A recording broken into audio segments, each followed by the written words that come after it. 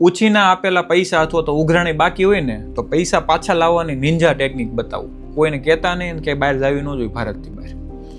નિંજા technique હોય ને તો એ છે વિડીયો.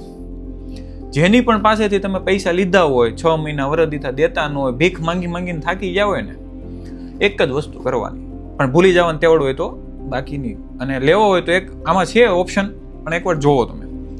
વિડીયો ચાલુ કરવાનો, એ ભાઈનો ફોટો બોટો પ્રૂફ બધું રાખવાનું, ફોટો પાડી આવવાનો. મારું નામ આ છે, આ ભાઈ, અથવા તો એક્ઝામ્પલ કે આ ભાઈ છે, આ ભાઈ એનો ફોટો છે, આ ભાઈનું નામ છે, આ ભાઈ XYZ ભાઈ છે, એની પાસેથી મેં અથવા તો એને મેં આ પૈસા આપ્યા હતા આ તારીખે અથવા તો આ દિવસે. એને પૈસા આપવાની તેવડ નથી એવું કહે છે, પણ આ બધું મોજશોખ તો કરે જ છે. જોઉં છું ત્યાંથી પૈસા નથી આપતો, રોદડા રોવે છે, આ બીમાર છે ને ઓલું બીમાર છે ને આમ નથી થયું, પેમેન્ટ નથી આવ્યું.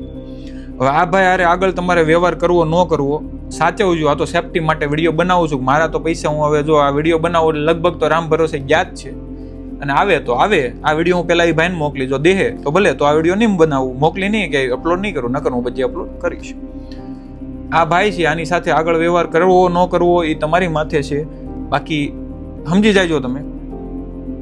મારી પાસેથી તો 8,000 રૂપિયા કે 10,000 રૂપિયા લીધા હતા, એ જો 3 વર્ષે ન દેતો હોય તમારી પાસે હવે આવે ભાઈ દવાખાનાના નામે લઈ ગયો તો તમારે હવે જોવાનું છે. ડન.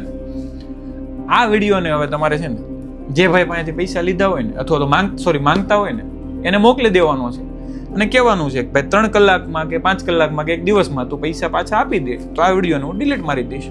નકર પછી હું યુટ્યુબ, ફેસબુક ને ઇન્સ્ટામાં મૂકી દઈશ. આપણાને તારા, મારા ને તારા સગા ને દોસ્તારો બધા સેમ જ છે, સ્ટેટસ જોશે. લાગ્યું ને કંઈક નવું? હવે ઘણા બધાને ખોટું પણ લાગશે. હસીવાળી વાત નથી દેતા. ભિખારીની જેમ ભીખ માંગો તો નથી દેતા. આપણા પૈસા આવ્યા હોય ને તે દવાખાનું છે નામ કરીને દે, દીધા હોય દયા ખાય, દયા ડાકણને ખાય છે.